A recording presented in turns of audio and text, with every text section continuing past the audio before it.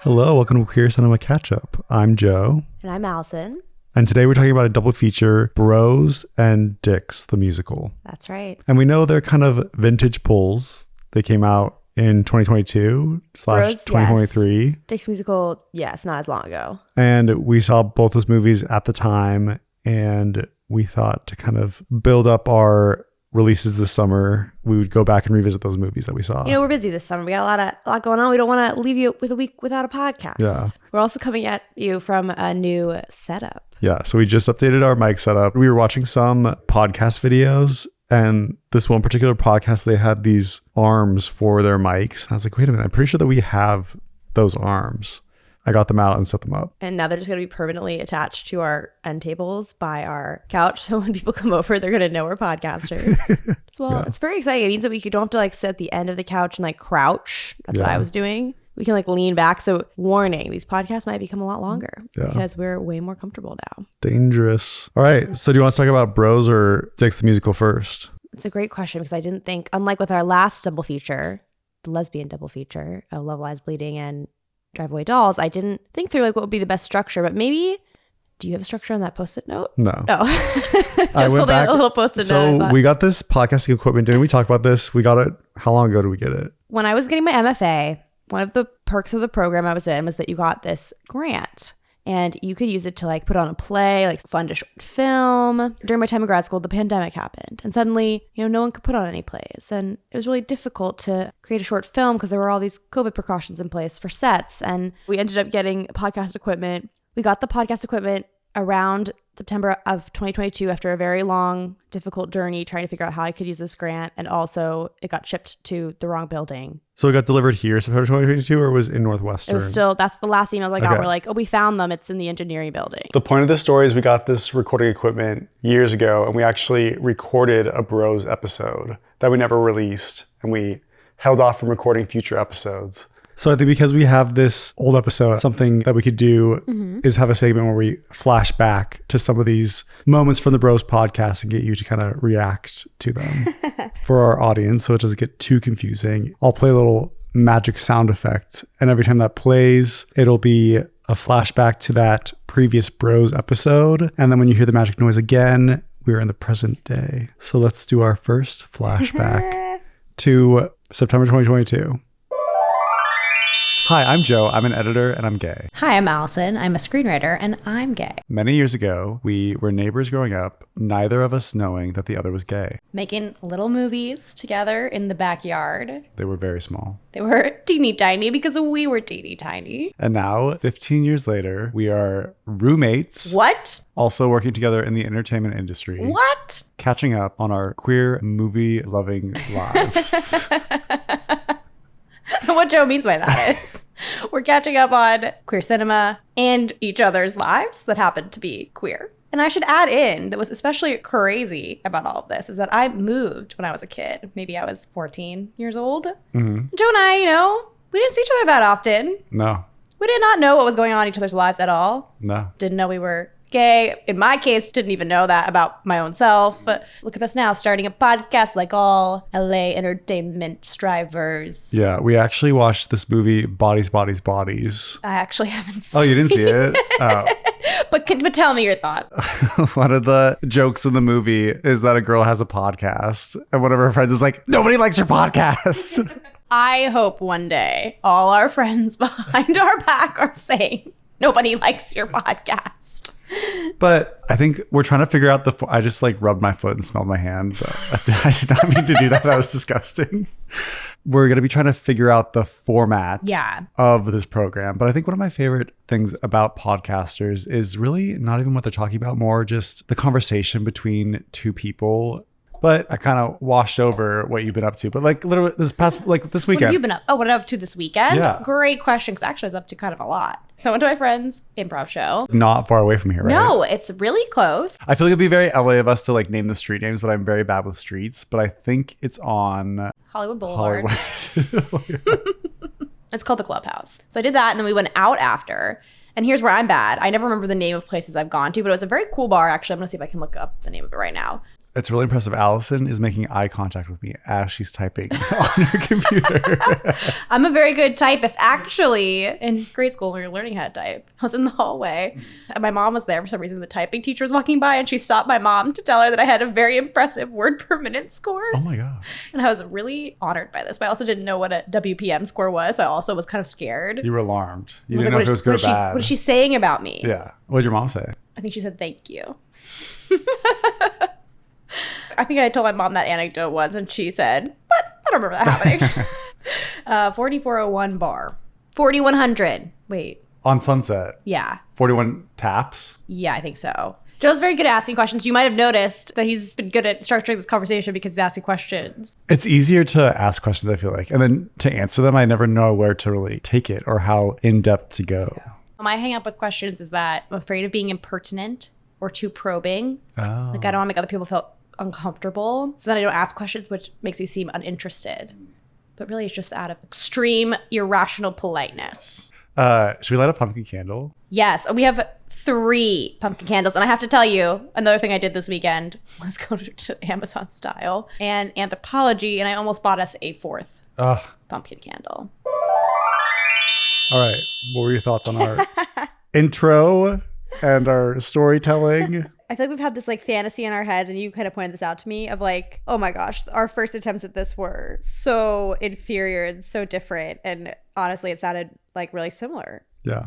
I kind of was endeared to us. Like, I think this is just who we are. Like, we're just being ourselves. Yeah. So then the other thing that we kind of alluded to on the podcast is like we did change the intro because now I think I kind of identify more as queer and kind of have that fluidity, which, you know, I think is important to like tell the audience because I feel like people like feel a lot of pressure to come out and then it's like, what's my label? And like I've become this thing and it feels like this like big line in the sand, but you're always learning new things about yourself. Yeah. I came out to one of my friends in like one of the first people I told, I think I said like, I'm not sure. And she's like, well, that's okay. Like you don't have to be sure. And I was like, yeah, but like I like can't change my mind. She's like, yeah, you can.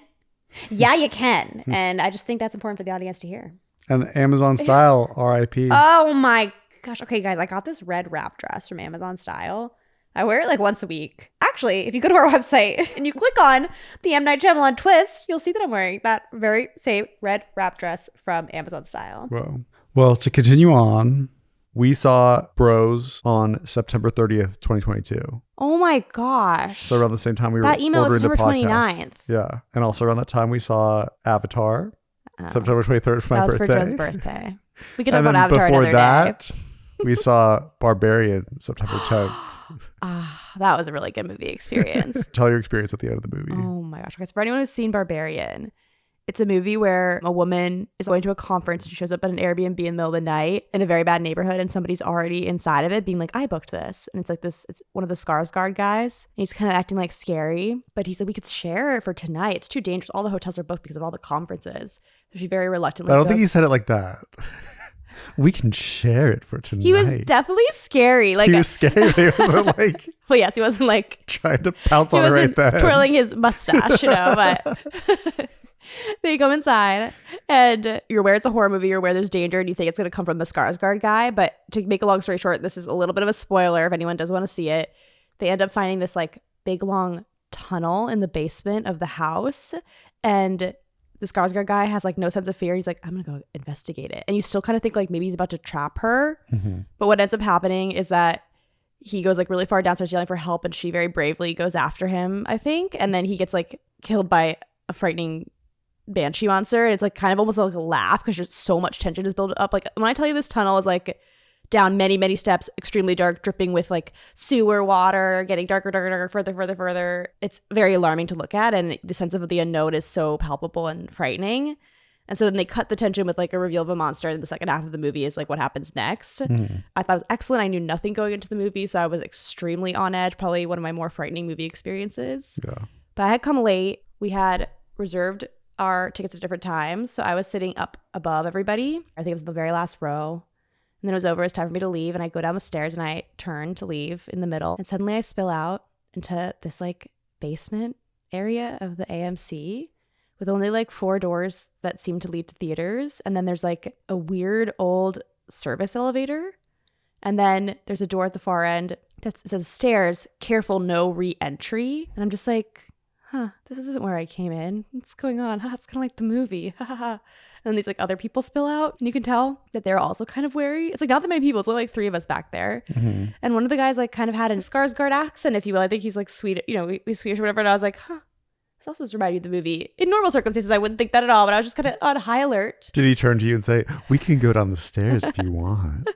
He was like, should we take the elevator? We go over to the elevator, like creaks open. It was him and his girlfriend and me, and then like the other person gets on the elevator, and then we all look at each other like, we're not getting on that. And it like slams shut.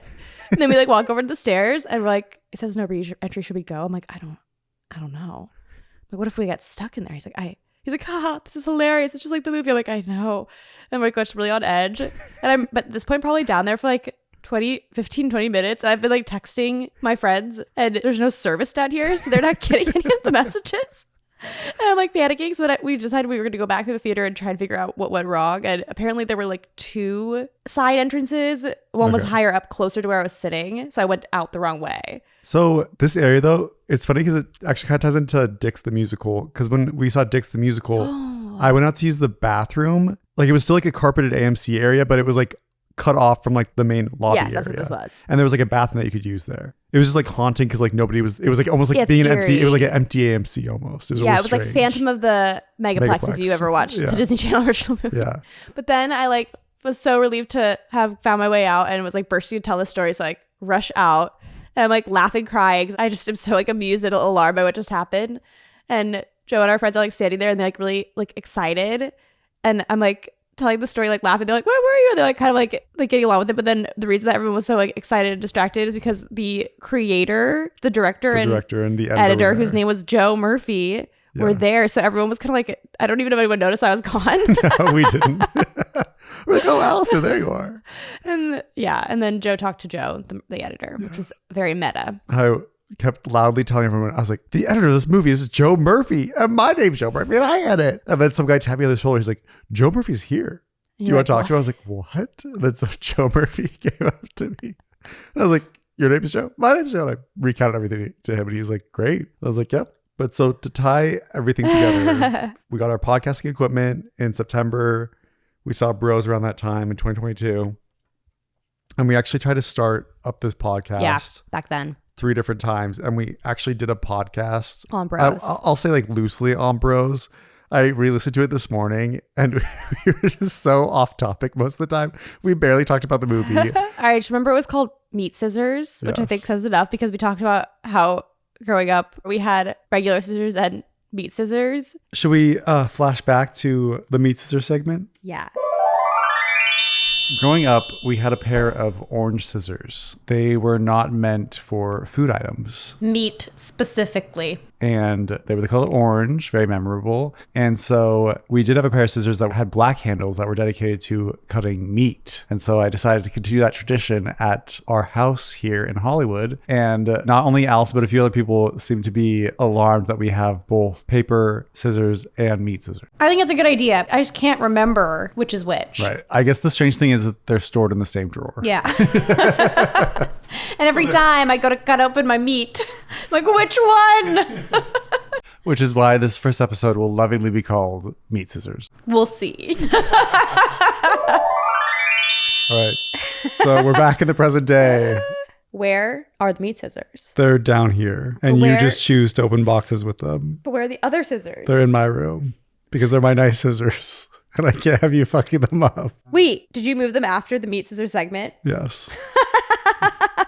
Okay. I have to say, what's really funny to me about this clip, What? and also really scary, you think that you're present, you're reacting, and you have free will. But you're listening to this segment, and then you said, and so we're going to call this affectionately meat scissors. And in my mind, I was like, we'll see. And then I literally said on the podcast in the past, we'll see. I was like, oh my gosh. Aside from horse hands, has it always been titled after a quote of something you've said? No. Really? Let's check. I mean, I just pick things that are funny. So maybe I just think I'm really funny. So when we did the podcast. Wait, you can't throw that out there and then just leave it. Hit Me Hard and Soft is the name of the album. My Sexual Orientation is a quote from the thing. Watch out for Gritty. I don't know who said that. You don't know who said watch out for Gritty? But like we were talking about Gritty. You said watch out for Gritty. Academic accoutrements. I said that. Yeah. Tattoo Golden Retriever. We just thought that was funny. Vamps and Camelouge. We didn't say that during the episode. We just talked about Camelouge. Yeah. And actually, that's a you quote.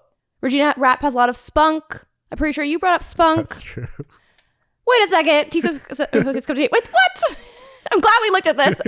Listeners, that is not true. Okay, we can stop. So during our Flashback Bros episode that we talked about, we were coworkers at the time. Oh my gosh. Yes, we were working at a studio. We were watching The Patient on Hulu. Oh, I love that show. And we were preparing for White Lotus season 2. Oh my gosh. How do you remember this? Well, I listened to all of it. Oh.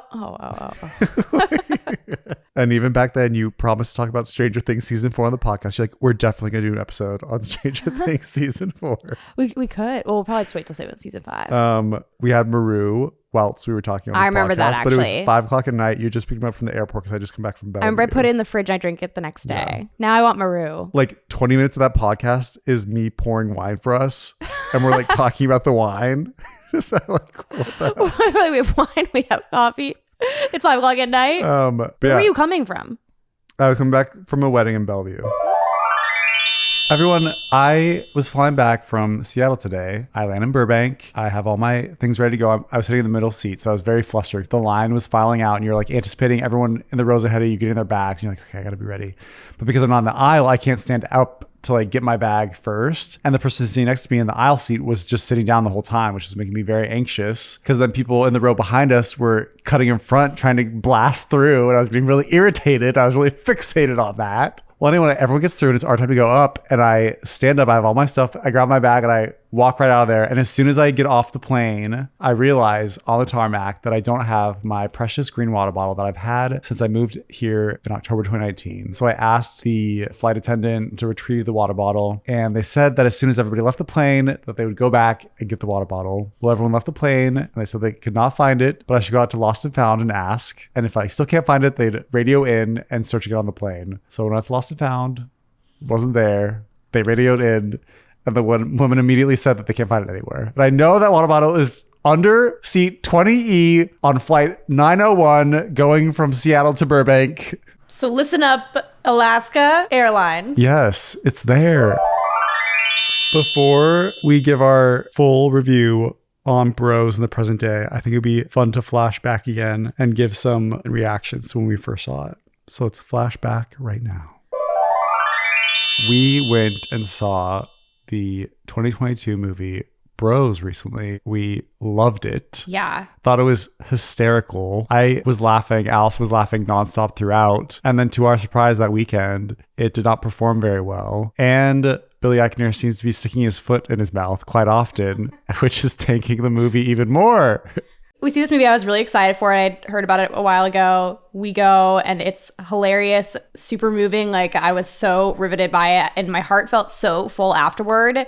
But of course, when you feel things that deeply, you're just setting yourself up for hurt because the next day I like take out my phone and I see that it bombed. And I've never felt so upset to read that a movie bombed in my life. It just like felt so painful for some reason, which probably speaks to the themes of the movie a little bit as well. And then the next thing I read was that Billy Eichner was saying it's because straight people didn't go and see it. And like I did end up reading the rest of the article, and I think what he was saying was like it underperformed in southern cities. So it's like not that he's wrong, and I do think the interviewers probably took the quote line to make him look bad, but it is kind of a reactive thing to do, and it doesn't really make people want to go see the movie. No. But you should go see the movie. Yeah. It was really good. It was really good. Do you think it deserved a theatrical release, though, or should it have just gone to streaming? I think it would have done better, like Happiest Season, if it had gone to streaming. Like I think Happiest Season broke the record for Hulu of the most streamed movie that weekend. And I think this one could have done the same thing or something similar. But yeah, I do, because it was way better than Happiest Season, even though I love that movie. I wouldn't say it was better than Happiest Season. I just felt it was bigger in scope. It felt more popcorn movie theater. Oh, you're saying better in terms of like what deserves to go into... Yeah. And I do think like script-wise, as much as I want Happiest Season to win in the battle between... Not that there should be battles between the queer cinema, but I would like love for that one to be the better of the two in terms of like the writing of it. But I actually think Bros was stronger in general. Do you think that romantic comedies have a place in cinemas anymore in general? I want to say yes, but the box office seems to say no. But then Ticket to Paradise. How well did Ticket to Paradise perform? really well. Well, weirdly, all of the article headings I've been seeing have been like, Ticket to Paradise does extremely well at the international box office. So I'm like, does that mean it didn't do well domestically? Like, why are they emphasizing that part of it? Based off Wikipedia, it had a budget of $36 million and a box office so far of $60.6 million. Double the budget. Oh, so that's good. It's doing well. For Bros, it was like it made $5 million. But it had, like, this movie has George Clooney and Julia Yeah. Roberts as stars. That had Billy Eichner. That's already so divisive to begin with. Which I wasn't aware of. But that's true. And Julia Roberts hasn't been in a romantic comedy since the 90s, probably. Really? 2000s. I think so. This is her return to the form. Well, that segues into our next section. Julia Roberts. This is also a Julia Roberts podcast. All right. And now we're back. Hello. In that podcast, we said we loved Bros. We were disappointed by the performance of the movie. Mm-hmm. There was controversy with Billy Eichner on how he said that the straights weren't showing up for the movie. Mm-hmm. And also around the same time, Ticket to Paradise had come out. Oh my gosh, I forgot all about that movie. And you'd gone and seen it. And then we were joking like that we were going to do all these Julia Roberts movies. Oh my gosh. And that one movie hadn't come out yet. The one that sent dread down my spine. Oh, Leave the World Behind. Leave the World Behind. Great. We loved it. And then also, I recounted it. When Allison drove me to the airport, this song, You're Just Too Good to Be True, Oh, what was I was saying? playing. And Allison goes, I'm just too good to be true.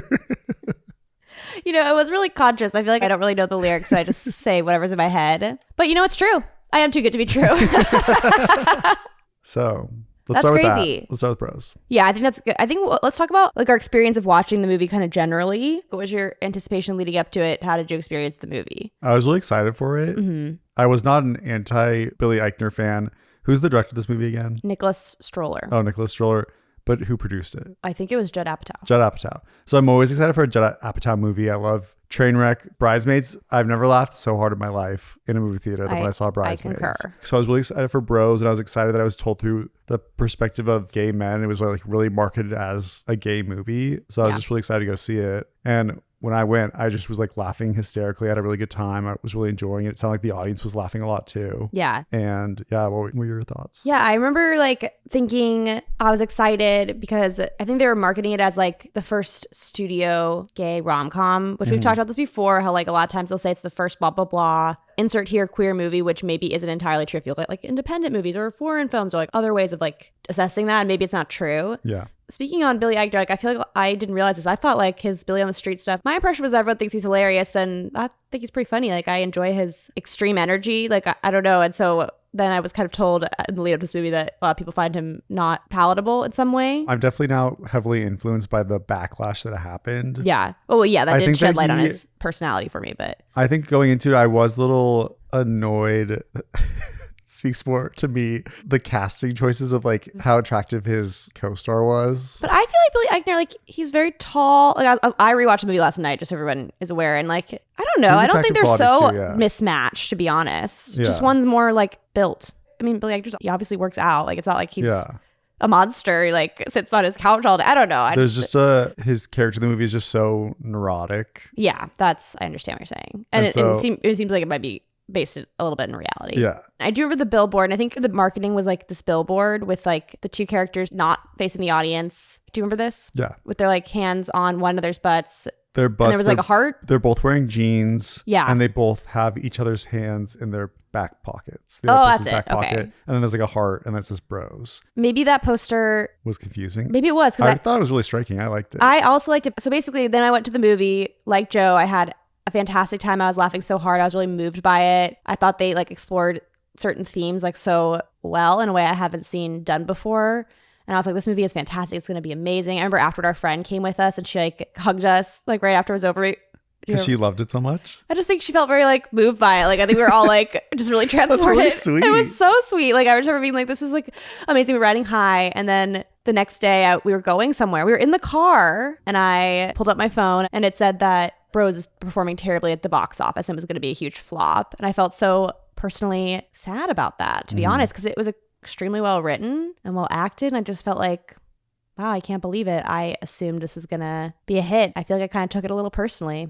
Yeah. When I saw it, I just assumed it was going to be a hit because it was a Judd Apatow produced movie. It had like a great cast, great cameos. It was really intersectional in some ways, even though it did focus on these like two gay guys who are white falling in love. They had like a subplot about opening the first LGBTQ plus history museum in the States. And so they have like this kind of round table where Billy's part of the group who's opening it. And it has all these different perspectives of different types of people who are in the community. And so I felt like anyway, I just thought it was really good. And I took it personally. And I still kind of do. So the next day, to go back to what we did after the movie. Yes, please tell me. I'm October dying. 1st, we went to Disneyland. Oh. So did Will see the movie with us too? I think so. Okay. I think on Sunday, October 2nd, I do kind of remember this. We watched Witness together. Oh my the gosh. Harrison Ford movie. Great movie. My dad loves that movie. It's about how Harrison Ford has to hide among the Amish while he's investigating a crime. And it could be a queer cinema catch-up movie because the main star we discovered while we were watching is actually a lesbian in real life. So from Wikipedia, it says that the budget for Bros was $22 million and the box office was $14.8 million, which is not good. Didn't we like talk to other people about how we saw the movie and people didn't No, our friends it were didn't like, come out. what's that? I never heard of it. So I think that actually the real failure might not have been the movie, which is unfortunate because of how that might impact future big budget queer movies. But it might have just been that they didn't advertise it properly to like make people aware that this was coming out. But there hasn't really been a big gay studio movie since. There probably won't be because of the way things are going right now. Apparently Pixar, there's a big quote. I didn't read the article. I saw it on Twitter. So fact check me, whoever was out there. But apparently they were like listed a bunch of movies that Pixar had made recently. And they're like, we've decided we cannot focus anymore on directors' like personal stories. Elemental and Turning Red and something else. Like now we need to like go back to things that are universally beloved. It's like, oh my God. Which am I wrong about what I just said though? Because Dick's the Musical was in theaters. I don't think that was intended to be. I think that they intended Bros to be like a Bridesmaids that everyone was going to see. Yeah. That's going to be beloved and like kind of do a lot for like make an LGBTQ movie that's not like cookie cutter and catering to the straight audience, but at the same time kind of seen a four quadrant movie. Yeah, it definitely did seem like it was going to be a big budget romantic comedy, which we haven't seen too much of since. I think we had like Anyone But You was like the last big one that was in theaters. I didn't see that actually. No Hard Feelings, but No Hard Feelings was more of like a raunchy comedy of like the 2000s. And No Hard Feelings, I think went right to, didn't it go streaming pretty quickly? Oh, okay. I've missed both of those, probably went to theaters actually. No Hard Feelings, I liked it. It wasn't like great. And there's a thing about movies that I complain about, how movies nowadays just feel small.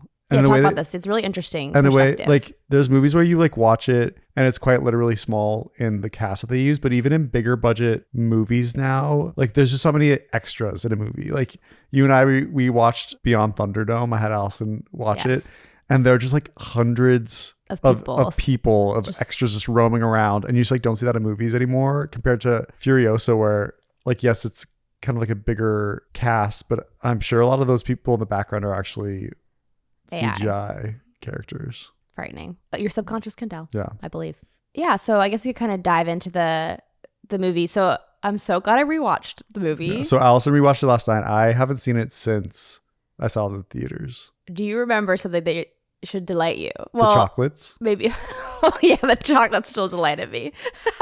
There's this scene, just to tell people about it, where like as the cute characters are getting closer romantically, Aaron, who's kind of like the very masculine, like hunky dude who's kind of like love interest. He's really concerned he's very boring and hasn't done enough with himself and his life. Because, you know, Bobby, the other character, is like opening up an LGBTQ history museum and is like focusing on all these like great figures from LGBTQ history. And he's kind of like, I don't measure up sort of thing. Whereas on the flip side, Bobby's kind of struggling. He's not really attracted to me. I'm not like masculine enough for him or whatever it might be. But Aaron, the hunky guy, was like, I have this thing I want to tell you about when I was a kid. And Bobby's like, what happened?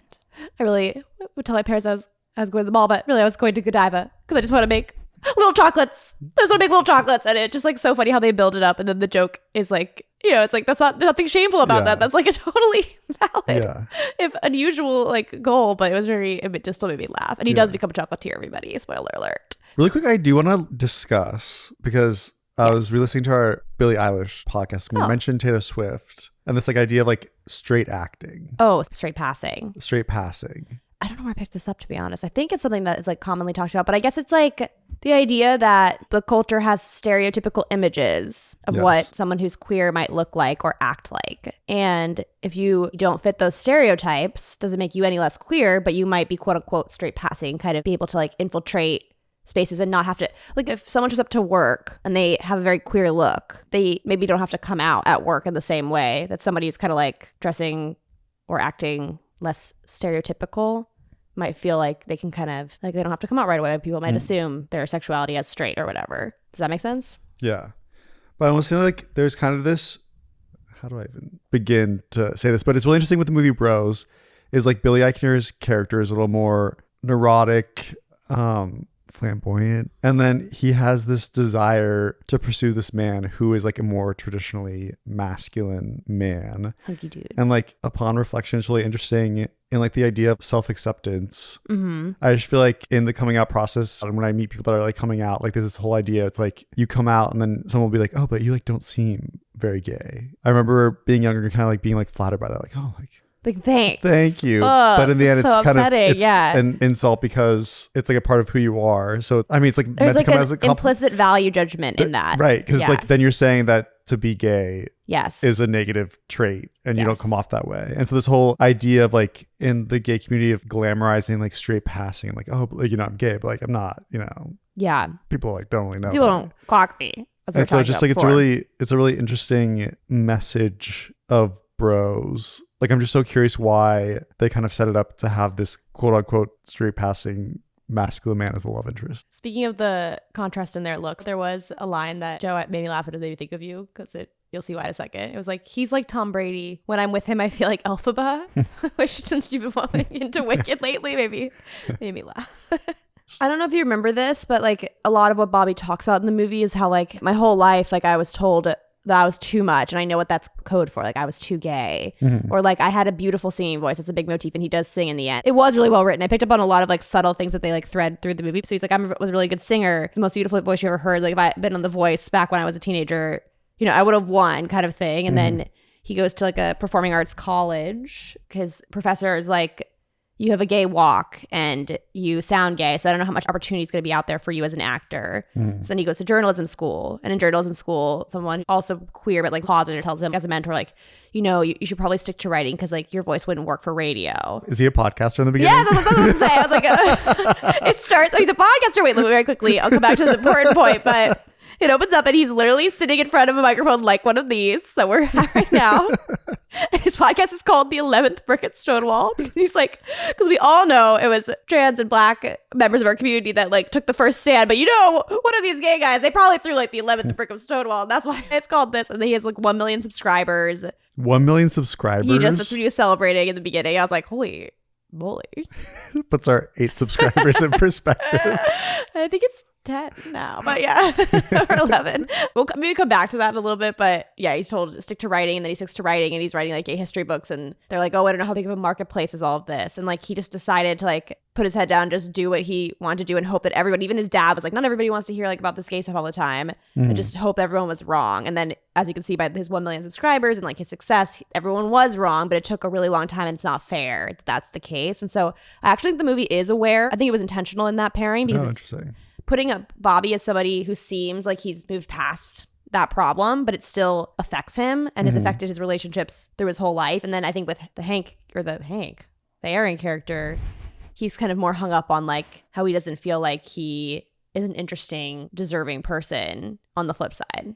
So he's kind of struggling, and he thinks he's not smart enough. There's like this motif where Bobby's like, gay men have kind of branded ourselves as super smart, but it's not true. Like so many of us are so dumb, but like we just have convinced everyone we're really smart. Everyone believes it. But I think like there is that kind of like we've talked about before, like the best boy thing. And so there's a lot of like overachieving. And so I think the Hank, what am I calling him Hank for? The Aaron character. I've noticed this ever since we started podcasting too, you get really angry at yourself when you mistake someone. A perfectionist, ladies and gentlemen. For me, in terms of like LGBTQ people being smart, I don't like attach necessarily like book smart, like emotional intelligence. I think it is more true, right? Because so much of when you were younger, you kind of had to put on this mask, or you were like othered in a way that made you really become more sensitive and like reflective. and also think of things through other people's perspectives too. Yes. Because in a way, sometimes you're trying to others' pretend eyes. to live a different way. And that also could increase neuroticism if you think about it, because if you're so focused on how other people perceive you, when you're young, you're going to grow up into somebody who, even if you kind of grow to accept yourself and like yourself and you want to be yourself, you still have those tendencies you like really honed well as a child. I was on Reddit yesterday. There was some like disorder that I've never heard of before. Rejection sensitivity dysphoria. I just think it was like an interesting, I've never heard of it before, but it's like basically how you are so filled with anxiety and you also are like people pleasing in terms of relations to the coming out process and kind of how you have to like be this other person. And I think there could be a lot of like mental health issues that can come from not being able to be yourself for so long. Is it like a disorder or is it like a personality? It was like a Reddit post. It's about Kafka or something like that.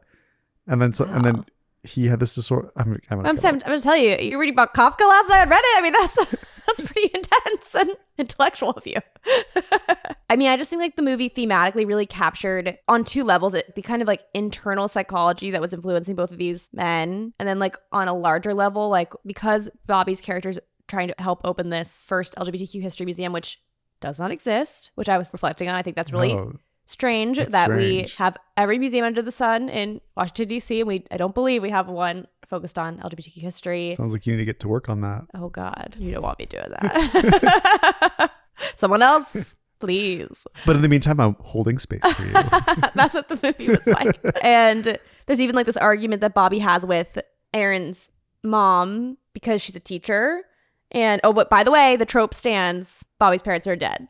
Oh, in every gay love movie that Joe and I have seen, the parents are always like, I'm an orphan. And the other person either like has problems with their parents and coming out or like, anyway. He's talking to the mom right before the tone it down scene, kind of like the third act crisis that almost ends them forever, where he's being really like effusive the whole time that they're visiting for Christmas, telling them like every like LGBTQ history fact possible and just being like his full self. And it kind of comes to a head like at dinner where Aaron is taking him aside and said, please tone it down, which in the moment they don't talk about it, but clearly wounds Bobby. And then in the restaurant, which is like the singing Broadway restaurant, the mom mentions he's opening a museum. He says, yes, it's an LGBTQ history museum. It's really important.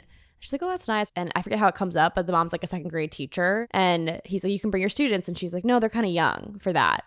And he's like, He's like, okay, like sips his wine. Like, actually, he's not going to like take the bait. But he's like, well, actually, I think they're the perfect age because it's before they like learn how to bully one another. And so the straight kids can get an appreciation for LGBTQ history and the gay kids can learn to like really like themselves and appreciate where they come from. And she's like, I see what you're saying, but I still think they're a little young for that. And then he's like, well, I have to tell you that my parents took me to a play where there were naked men on stage when I was 12 years old. And it really made me see that I could be who I am and everything that happens in your life, the things that you hate about it, it's everything that you weren't taught about your own potential. Like, look at your son. He hates his life. Oh my God. And then they get into this like huge fight after this because he was theoretically right, but he was not the time to do it. He was maybe not being so emotionally intelligent. He was not tactful. Yes. And he really hurt his partner. So it was a really good scene. But then the theme of history throughout, they played it a lot for jokes. They'd be like, look at this plaque from ancient Greece with two men almost kissing. And historians have tried to say they were brothers. But the idea is that like LGBTQ people have been like kind of erased from history. We weren't allowed to exist. Remember this for Dix the Musical because it kind of ties into that. I don't remember that. Okay. We weren't allowed to exist. Like gay love letters were written in code or burnt or like, it was illegal, whatever it was. It just like was kind of written out of history.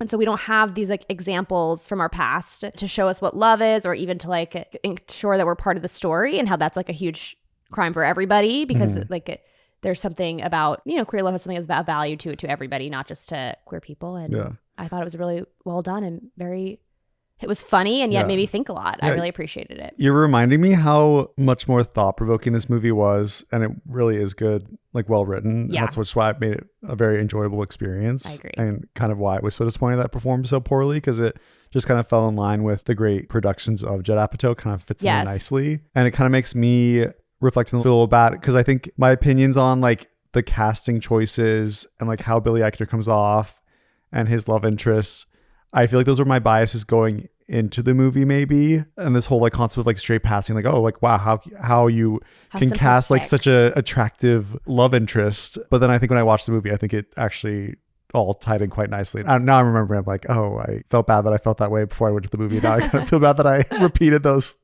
No, topics. it's good because I think that's maybe part of the I problem. think They that's probably didn't why- market it correctly. Yeah, I think it's kind of, that's maybe why I didn't get butts in the seats, is because people were just like, I have to watch Billy Eichner for a whole movie, but I do think he had a lot of depth. And even when you're talking about how he talked about the dinner with his love interest's mom, is like, there, it really had like deep things to say. It did. I mean, it was playing with the flaws that you associate with Billy. I feel like it was leaning into those to make his character complex and like at times unlikable, to like explore who they were. Which I'm saying all the time, it's like, I want a character that isn't maybe necessarily likable all the time. Like, he definitely had flaws, which I think makes for a really intriguing character. Any other takeaways from the movie? I'm looking, I took like There was way too many notes. On the podcast that we had filmed previously that was never released, we talked about they watched a gay like movie together. Was it like a cowboy Yeah. It was Like- called, wait, I actually, intentionally trying to be like an Oscar, like a Brokeback Mountain movie? it was called The Treasure Side. It was like two gay cowboys. It was like, it's really about two straight actors playing gay to win an Oscar. Do you remember who's in it? I don't think they zoomed in on who it was, but he Oh. was joking about Benedict Cumberbatch. And he goes, and then Aaron's character's like, why does it have to be so tragic? And Bobby's character goes, straight people love to see us suffer. There were so many hilarious Good lines. lines, yeah. I think also, if I were to highlight a few other things, it didn't shy away from like the sexuality piece. Like, it definitely like put things on the screen. I don't know if it was rated. I don't remember what was rated. Yeah. What happens? Billy Eichner like goes to the gym at one point and tries acting really So that's after Broy. they've broken up and he's kind of feeling in his head and he asks for steroids from his friends. And then he goes, okay, then he said, I didn't know this could happen, but apparently if you're taking steroids, you can like have bouts of rage. So he's like in a rage. He calls it a, wait, let me write it. I wrote it down. I have roid rage. They're trying to decide like what to put in the final exhibit. That's been like a big long argument. And he's like, I'm too gay for Aaron. Oh yeah, he comes in and they're taking down his Lincoln. He wanted to do an exhibit on Lincoln being gay, like possibly gay, and like have his love letters to, I forget, his like aide. I don't remember the story, but they've decided not to go with that. They're going to go with something else, and they want it to be like more inclusive or intersectional. He's like, so I'm too gay for Aaron, but I'm not gay enough for you. He's like, I have roid rage. And he's like, fine, we can take it all down. He like grabs something, he's like runs over to this like head. And it's, I guess it's like paper mache and you can't really tell who it is. And he's like holds up the thing. He's like, bye bye Buttigieg. Wait, whose head is it? Pete Buttigieg. Oh, Pete Buttigieg. And he's like, and then all the lesbians, Angela's like, the woman from your short film is in the movie. Oh yeah. Dot Marie Jones. She was one of the like lesbians on the group that's trying to put this up, and she's like, Angela and the lesbians, hold him down. And they like hold him down, and then they're like, never mind, we don't need this. Lesbians disperse. Yeah, and then he goes to the gym, and he's like, oh, I'm missing my workout window. So he runs to the gym, and he's working out. He kind of makes eye contact with this very like masculine man, and he like puts on a fake voice, and they go and hook up. And then at the end, he's like, I really had a good time. Can I have your number? And Bobby accidentally drops the voice, and he's like, what just happened to your voice? He's like, oh, I'm so sorry. I broke up with my boyfriend. I was trying something out. And he's like, no, like leave, get out of here. And then he's like got a picture of Barbra Streisand on the wall in his house, and he's like, oh, Barbara. He's like I love her, whatever. He's like, so if I had just used my regular voice, would you have been into it? And he's like, yeah, but not now. And then he tries to be like, it's kind of like Yentl, and he's like, no, leave. And then also Deborah Messing pops up in a surprise two cameo. times. The first time she like comes to get a tour of the museum. Another time Bobby kind of messes things up, and he's upset because Aaron's not texting him back. So he goes out there and he like asks Deborah for advice, and she's just like, I'm just a woman coming to get a tour of a museum. I am not everyone's best friend. Yes, I won an Emmy. I beat Sarah Jessica Paulson. People forget that, but this is not who I am. I'm going to shave my head. This is an outrage. But then at the end, she pops back up when he like sings. So there's like the singing motif. Aaron likes like very stereotypically like straight things like country music. And so the end, Bobby like writes him a country song and performs it at the opening night of the museum. And when the song's over, they're like locking eyes, and Bobby like stand up from the stage. It's clear he's gonna walk over and embrace Aaron, but Deborah like pops up, and she's like, Bobby, I just have to say. And he's like, you know what, Deborah Messing, I never thought I would say this, but not now, or whatever. Like, and he like pushes her aside, and it's so funny. The movie's so funny. It More really people is. should see it. I need to read a few more hilarious lines. Yeah, read some more. I want to see how it performed on streaming. Okay. Or do they even put those numbers out? I don't know. So there's one line I really liked in the beginning, starting to argue over this final exhibit at the round table.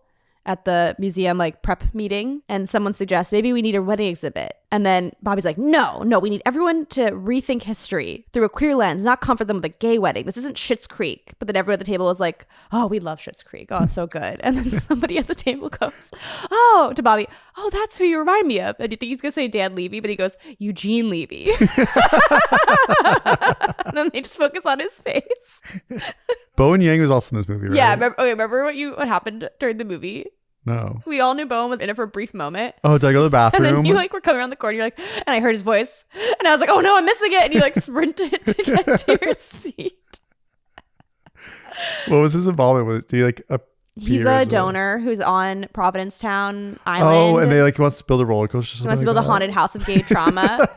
And Aaron's like, he's like, you have to, he like helps him secure the money because Bobby thinks he doesn't want to cater to his needs. He's like, trust me, I'm like an estate lawyer. You need to like listen to people and just kind of validate them, like even if you don't agree, and you'll get what you want if you do that. And then it works. And, you know, it's like a high point in the film when they grow closer. And then at the end, they like show a little bit of the roller coaster. It like comes out of this like scary, terrifying tunnel. And there's like a video of Bowen Yang and he's like, congratulations, you've made it to the Obama administration. But guess what's around the corner? What a fun movie. And then there's like one other thing in the museum that's hilarious. Aaron really wants like a night at the museum where people come alive. And then Bobby's like, that's stupid. Like, what, you want Amy Schumer to be gay Eleanor Roosevelt coming to life? And then at the end of the movie, he like takes Aaron and they've actually made it. Ben Stiller's like, hello, you've made it to the night at the gay museum. And then Amy Schumer pops up. And then it's like, what's his name from SNL? Kenan Thompson? Yeah, and then somebody else is someone else, and it's hilarious. Someone else is someone else. And then the only other thing thematically I think we didn't talk about was like the Love Is Not Love thing, the song. And you remember you were like, what does that mean? Because the whole song is like, love is not love. Is that what Billy Eichner sings? Our love is real. Yeah. Okay. And so there's like this whole thing throughout the movie where in the beginning, like when he's setting him up as a podcaster, someone like writes in and says, would you ever make a movie? And it cuts to him like in a studio meeting. And they're like, we want you to make a gay rom-com. And he's like, okay, that sounds great. He's like, I want you to show the world that gay and straight couples are the same. And he's like, no, love is love's a lie we told you to get toward equality. Like our relationships are completely different. Like the way our timelines are different. Like the way we have sex is different. Like our hangups are different. It's not the same. Like love is not love. And so throughout the movie, it's like, yeah, we're all human, but like there is difference and difference is good. And we should be like looking at difference instead of like pasting it over with this idea that we're all the same. And every relationship should end in like wedding bells and like 7 children, you know? Yeah, that's a great message. I thought so. Yeah, what a great movie. Agreed. So should we talk about Dix the Musical now? And then we can do like a comparison between the movies. Yeah, even though they're one has a lot to say and one has less. Nothing to say. There's a lot of ties though. So Dix the Musical, we saw that. Did I already do we saw that on such date? I'll do it again. We should tell a hilarious story of why we saw it. We saw Dix the Musical on October 17th, 2023. And this was the day Allison and I... On the AMC A-List app, you can get tickets far in advance, and we bounce around to different movie theaters when we do this. And I'd gotten tickets for Allison and me to see The Anatomy of a Fall. Yes, which excellent movie. We could do it on QCC as well. Yeah, it's a really good movie. I was working over in Burbank. You were also working in Burbank. Different companies, though. And we'd carpool. Isn't it funny how many times we were able to carpool together? With our backpacks, just like we used to do in our elementary school days. Well, back then, our moms would race to the school. Why did we carpool? I don't know, but we would carpool home a lot. Like I would either walk home with you. I don't remember carpooling home. I just remember we'd walk home a lot. Sometimes I'd be like in the car, I'd be like, Mom, I want to get out and walk because I'd see you guys walking. And then I guess for first time listeners, we should preface because we didn't do that. Actually, this one is. By the way, we were childhood neighbors growing up. Then I moved away. Then I moved to LA and somehow we became roommates, and it's a beautiful, beautiful story. And here we are. Okay, you're all caught up. Congratulations.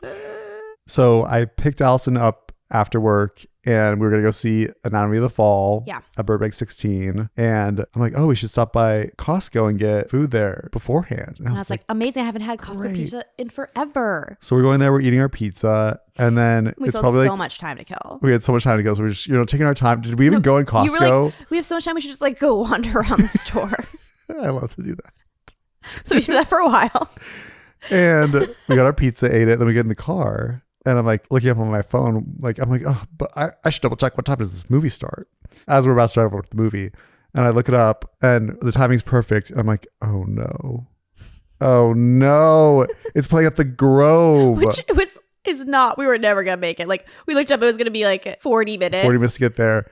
And so like, let's just switch. We'll switch it to Burbank 16. Like, what's playing? And we saw Dix the Musical. It's like, okay, fine. This is fine. We talk about the marketing for that too. But we'll come back to that. But yes, continue on. And then so we go to Dix the Musical and we're probably like 10 minutes into the movie. And I get a text from my friend. She's like, hey, are you coming to the movie?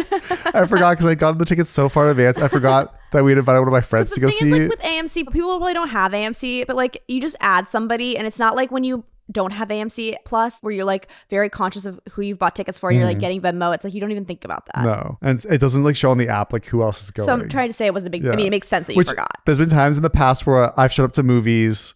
Oh yeah. We saw like Ant-Man and then like a group of our friends were like a few seats away and they're like, hey, you're here? You're here. And it's like, wait, we booked these tickets together.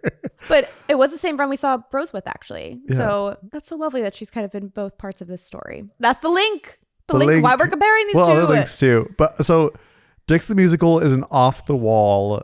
And it was a real musical. I didn't do any research for this, but I believe it is a real musical. It was like an off-Broadway. It was like an off-Broadway show. Do you know what the difference between Broadway and off-Broadway is? No, tell me. I always thought it's something to do with like the streets, like if you were on certain streets. I thought so too. It has to do with the number of seats in the theater. Oh. That if it's like above or below, I can't remember a certain number, it either qualifies as Broadway or off-Broadway or off-Broadway. Oh, Isn't that like, I was like, my mind is blown. So anyway. That's really interesting. I don't know which it was, but that's the case. Okay. Yeah. So the movie stars Josh Sharp and Aaron Jackson, and it's based on the off-Broadway musical Fucking Identical Twins. That title makes a lot of sense. It does. Now that I say it out loud.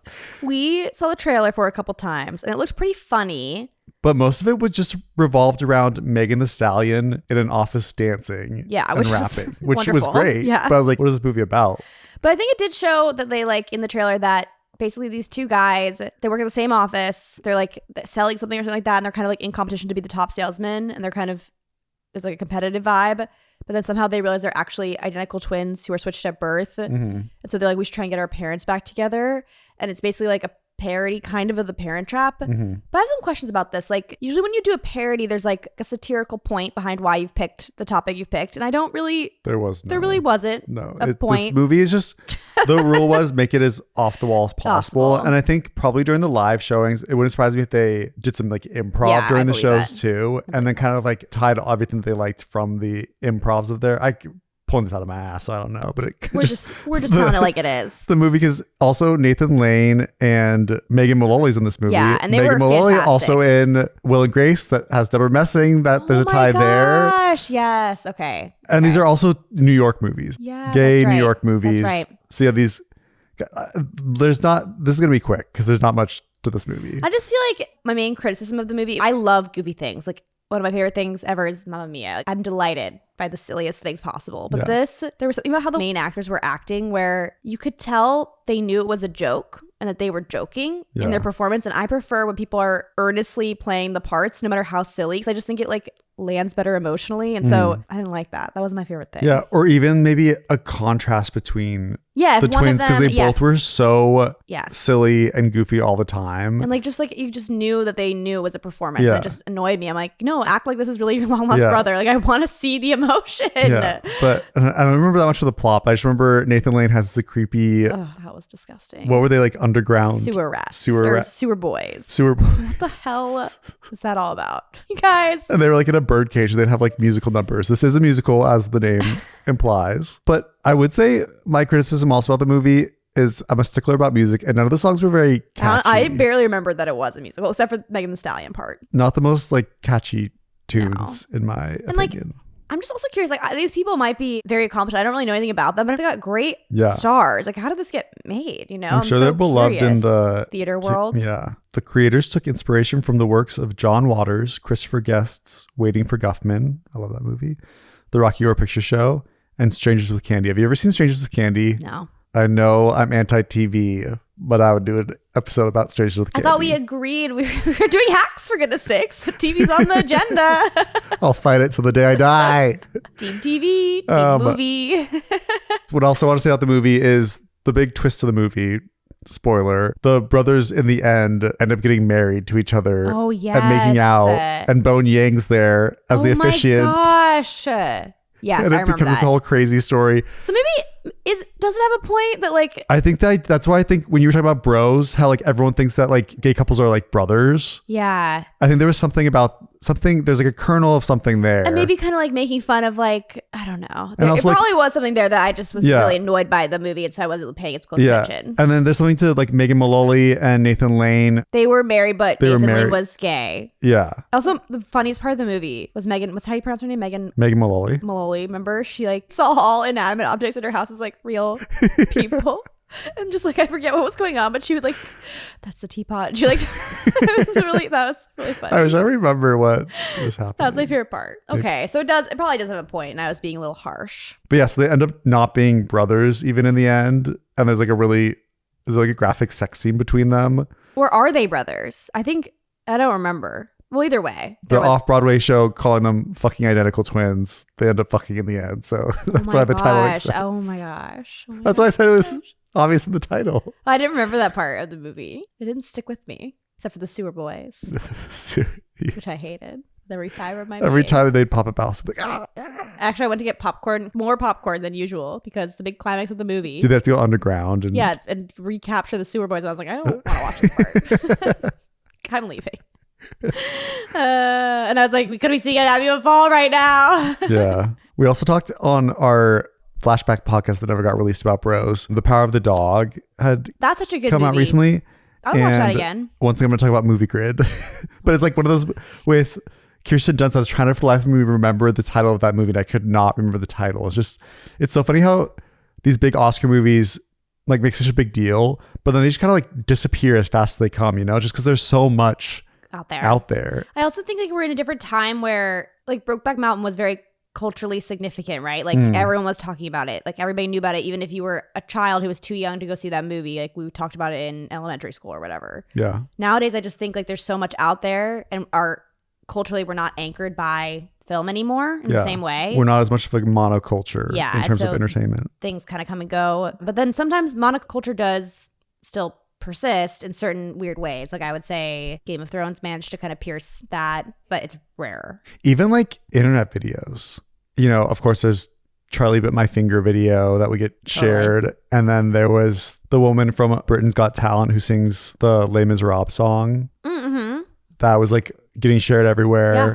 Like now there's just so much like internet stuff too. It's like there's Comes no... and goes. Well, I'd say the only one that recently that it was like the last 5 years. Remember the one where the dad is giving a serious interview on the news and then And the his little girl kid. bangs in and the baby comes in and the mom. Yes. I love that video. And the mom sprints it because Yeah. the kid's like in there playing for a while. He's doing a news interview, right? Yeah. And the mom like realizes what happened. She bursts in the room and like crawls on the floor to just like drag them out. I just love how like the little girl's moving around in this like really cute way. She's just like, I'm here. Like I just love her energy. It's so cute. I mean, I guess Dix was a very short part of that glad section. It's a very... I'm glad I rewatched Bros. Yeah. I feel like if I hadn't, I wouldn't remember as much. If you had to say. force a message onto Dix the musical, what would it be? I would think I need to see it again, but I guess it would be like we have all these like rules and hangups about society, and it's like in marriage and things like that. It's all kind of just like a little silly. Yeah. And then we should make fun of it a little bit. Yeah, because even like the twins, the place they work at too. Yeah. Like what is Megan's personality in that movie? Is she even... I think she's like the bad boss, like in a good way. Like she's in a good way, yeah. a bad She's not a villain. boss lady. Like woo. Who's the villain in the movie? I don't think there was one really. The Sewer Boys. It was the Sewer Boys. I'm pretty sure. Weren't they doing something bad? I don't know. I don't want to. I kind of don't mind not remembering everything of that movie, to be honest. But Bros is a great revisit. Bros is really good. I'm really glad I rewatched it. I think it's a movie I would rewatch often. Yeah. Wait, I wonder how Dix performed. I think it probably performed better. Dix had a budget of $8 million. You know what? I mean, it's low budget, so. Had a box office of 1.5 million. Wow. But I mean, I think it was a pretty low stakes movie. It was. Maybe it wasn't time for Bros. Maybe its time has to come later. I don't know. I want to quickly look up like what Billy Eichner's up to. It's so interesting. He did have this He one. is handsome. I felt like they are well matched, even if like they have different vibes. Yeah. Sporty versus podcasty. Oh no. Oh no. Oh no. He voices Timon in the live action Lion King movies that I refuse to watch. Joe really hates those. So he'll be appearing in Mufasa, the Lion King, which is a prequel to the Lion King. I think Mufasa is being directed by, this makes me very sad inside, even though I'm sure it'll be wonderful. Mufasa's about to be directed by Barry Jenkins. It is. I'm glad that he'll get a gigantic paycheck and all that, but I'm just like, come on. Yeah. This is an artist. Allison. What? Everything's coming together. Billy Eichner is starring in a movie called Honey, Don't! Directed by Ethan Cohen and co-written with Trisha Cook. Oh my gosh. Starring Margaret Qualley, Aubrey Plaza, Chris Evans, Charlie Day, and Billy Eichner. I actually think when I was doing my research, Driveway Dolls is going to be part of like, not like a trilogy, but you know, people like I'm literally reading right now. gosh. It says the second in a lesbian B-movie trilogy. Aha. I'm excited for that. Me too. Wow. Look at that. Look at me talking shit about Driveway Dolls and You said it was a eating my words again. Movie. Okay, I was joking. I mean, I did laugh, so it's fine. Yeah. Wow. Well, and so that ties into the fact that we did a double feature. Yes, we've copied the double feature. I might do it again. So I know that this is very the past that we're recording this episode, but it is just the beginning of Pride Month. Do you already think what's going on in your life? What's going on? What's happening? What happened recently? Yesterday, I went to a puppy Olympics. That's fun. And it was an event where there were these puppies, and then you had to pick a card and you got assigned to a puppy and you got to be his coach for an event. Mm-hmm. So my event was the painting event where we threw paint on a canvas and then we covered the canvases in saran wrap, and then we had to coach the puppies to run across to make beautiful art. And my pup Ravioli adorable. did a great job. You won an award. Yeah, well, Ravioli did. Oh. And you got to keep it? I mean, was the idea to get people to adopt these pets? Yes. Okay. And yeah, and then otherwise upcoming, I'm about to go home. My dad has a birthday right by Father's Day. Oh, So that's nice. I'm going home for the extravaganza of dad. Yeah. And then it's also my sister's birthday. And then my cousin's graduation party. So that's what's on the tap for me. So I'm excited to go to the humid, green, leafy, East Coast summer vibes that I do kind of miss. I'm not going to lie, even though who misses humidity? What kind of weirdo does? This weirdo. What are you up to? Nothing really planned until July, really. We're going to Chicago, everybody. I think this is coming out in July, so it's We're going to be our there. listeners going to be confusing for them tracking. You know what? It's going to be fun. They're gonna love it. They're going to be like, Yeah, I'm going a to blast from the past. I'm going to Palm Springs for the film festival there in early July. I'm going to I'm so jealous. Oh wait, no, in June? When are you doing that? I think in like 2 weeks. Oh my gosh. That's like last year on 4th of July, we went to Palm Springs and there was a massive heat wave and I was a little afraid we were going to die, but we didn't. And it was so fun. So now I feel really jealous. I'm going June 20th and 21st. And then I'm going to go to the Oregon coast in like late July. Oh my gosh. So there'll be things coming up. Oh my gosh. but That's wild. Life's still Merrily rolling along. And yeah. And I guess we're just really leaning into the podcasting of it all. Like it's We're kind of becoming our committed. entire identities. Sometimes when you ask me what's going on, I'm like, well, this week I've thought a lot about podcasting. And I'm like, I can't talk about that on the podcast. That's not interesting. But yeah, otherwise I'm going to go right now. Amazing. Wow, you're updating them right to the minute. Yep. I'm just telling it all. Just sharing it all. I'm going to have a sip of my coffee I'm going to do right that. now. Let's do it together. 1, 2, 3. Delicious. All right. So that's Bros. And I was thinking to end it, I'd give it one more flashback segment. I have no idea what's in some of these flashback segments. Allison saw Hocus Pocus for the first time. I did. Queer cinema. I vote yes. Yeah. There's a campy quality to it. And camp is queer. Yeah. Tonight we might watch Interview with the Vampire. Oh, yes. Vampires. Queer. Yes. But anything where somebody's othered, is it just our self-obsessed nature to just tie it back to us? Or is that just the human experience in and of itself to find commonality with something? Both. Because I'd say, like, interestingly enough, as a queer person, kind of like developing into that and understanding it and accepting it is almost kind of like puberty in a way. Like, it's like kind of like a changing process, something that has always been your destiny per se, but you don't really know how to quite handle it.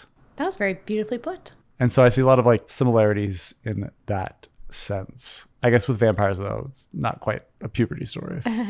But what I think is cool about what you just said is that, yes, right? Like, of course, anything othered or like transformation type stories, yeah, you're going to have that personal tie from a queer perspective, but all people can feel othered. And so really queer cinema is cinema for everybody, and everyone should go see Bros. Yes. This is Queer Cinema Catchup. I'm Joe. And I'm Allison. This is a queer movie podcast where we talk about movies, television, other miscellaneous topics, and discuss them through our queer lens. I hope you enjoyed flashing back. If you think this is a cool segment, we unfortunately don't have a large stockpile of things that we can flash back to, but please let us know. Maybe we'll find a way to splice in stuff from our past. Please follow us on Instagram, on Twitter, on TikTok, on YouTube. On Snapchat. On Snapchat. I mean, Snapchat. But the interface on Snapchat confuses me so much. I'm like... I briefly had it when I was younger. It's so confusing. That's where I'm like, I'm feeling my age. We also have a letterbox now. Oh, yeah. Which was our wonderful friend's suggestion. So there'll be little snappy reviews about every movie we've reviewed on Letterboxd. So, if you don't want to listen to a whole podcast and you just want to read a blurb on Letterboxd, you can do that. But hopefully you want to listen to the whole podcast. And then, send me an email, queercinemacatchup@gmail.com. Your thoughts on the episodes, recommendations of movies, TVs, or other topics we should discuss on the podcast. Things that we said that you don't agree with, that you'd like us to kind of like rehash. Like, we're really open, Yeah. We want to hear your thoughts and we want to talk about them on the air if you feel comfortable with that. You can also send us an email and say, please don't talk about us on the air. That's totally fine. We're open. On that note, this has been an episode about Bros and Dicks the Musical. Thank you so much for listening. Thank you, and have a wonderful day. P.S. This is our very first time recording in the morning. Is it really? Yeah. So have a great day, guys.